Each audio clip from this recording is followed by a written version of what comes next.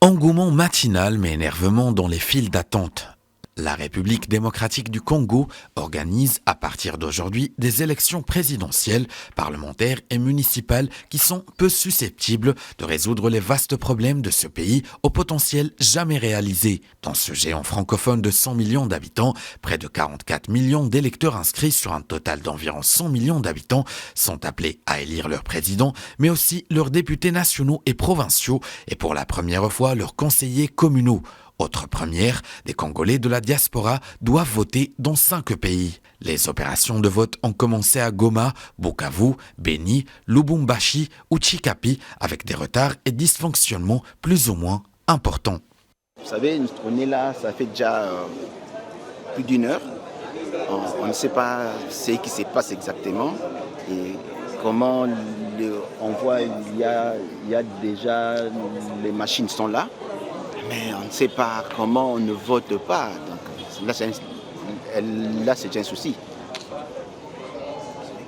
Je suis un peu préoccupée parce que je suis maman. Je me suis levée tôt, j'ai laissé mes enfants qui dormaient encore.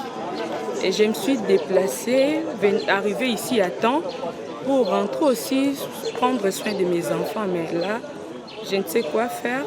Mais jusque-là, j'essaie un peu de patienter. On voir ce qui va se passer. À cette élection à un seul tour, Félix Tshisekedi, 60 ans au pouvoir depuis 2019, est candidat à un second mandat face à 18 autres postulants. Son bilan est mitigé, ce qu'il reconnaît, mais il demande 5 ans de plus pour consolider les acquis. Tout au long de la campagne, il a aussi vilipendé les supposés candidats de l'étranger, en laissant entendre qu'ils n'étaient pas assez patriotes face aux agressions dont il accuse en particulier le voisin rwandais.